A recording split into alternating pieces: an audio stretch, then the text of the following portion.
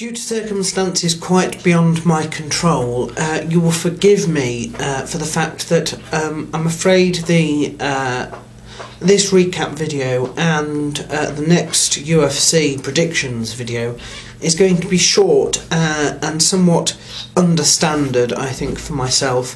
I would go into the reasons why, but I'm not at liberty to speak about them at this present time. Right, in terms of the undercard for UFC 142, I am a little bit surprised that Arantes won, actually. I don't know if Carvalho was just getting tired or what, but after a good first round from him, he sort of lapsed a little and he ended up losing by decision. A little bit quick for me was the match between Ricardo Funch and Mike Pyle. I had hoped that it was going to go on a little bit longer, but having said that, Mike Pyle showed his excellence once again, as I thought he would, and got the knockout victory there. The only thing I have to say with the other bout here, which is the Omigawa and Alcantara match, is that regardless okay, of what you think as a fighter has happened to do with a submission by your opponent, it's not really your place to say, and we have had situations before. I seem to recall one which involved Brandon Vera, although I can't remember who the opponent was, where the other guy was saying, oh no, he submitted, and yet he doesn't even speak the same language, and it was a verbal submission apparently, or something like that. In this particular event, the referee was there to overrule him, and I think that's fantastic. I also have a great deal of faith in that particular referee, because he is one that I met and know from Cage Gladiators. So I would just say, you know, it's not your job to release a victim from a submission hold if you feel that they have tapped, and it is not your job particularly to claim one thing. That's why the referee is there, for a submission and a TKO stoppage. So, Terry Eaton. Well, it's safe to say that he wasn't really winning that fight. Anyway, but that was a particularly nasty knockout, which would probably be highlight reel if it wasn't so quick, because I didn't even see what had happened to begin with. I just saw sort of Terry Eaton flying through the air and thought, what on earth happened? It was some sort of spinning kick, I think, or I don't know what they call it.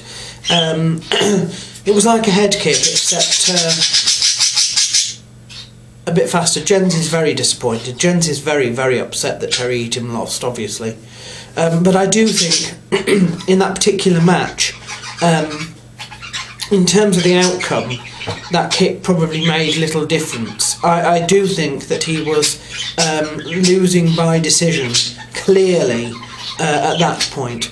I am a little bit surprised. I thought he'd win, but we can't be right in all circumstances, can we?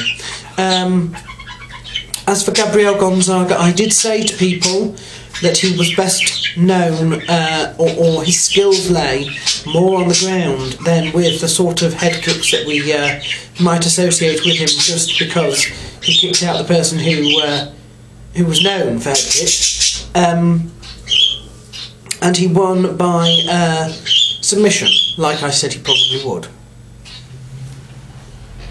the main tragedy on this card is what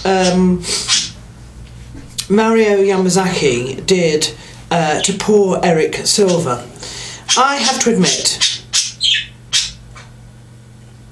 that I didn't think Eric Silva stood a chance. I also have to admit that it is incredibly difficult from the footage to see what was going on. I don't think that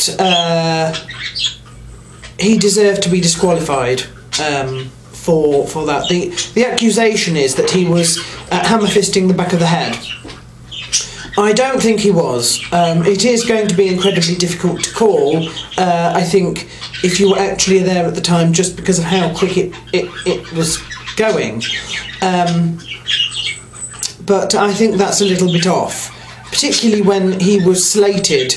I mean, he couldn't. There was no way he would win, and yet I think he probably did. And I think they then went and robbed him of that win. And I think that is disappointing. I really do think that's disappointing. For me, it was a toss-up really between who to make my man of the card. Was I going to give it to Eric Silva for being robbed, or was I going to give it to Jose Aldo because he was just absolutely fantastic?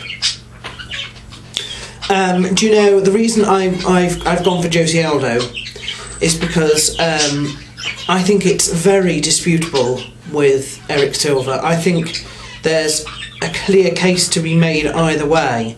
I personally think that Eric Silva won that one, but I can see how it's so not clear.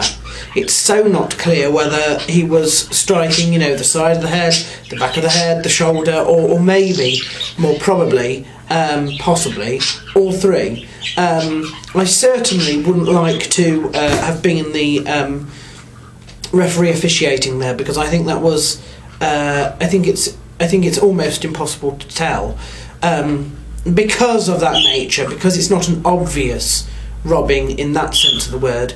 I have gone for Jose Aldo because there was absolutely no doubt about his, and Jens approves.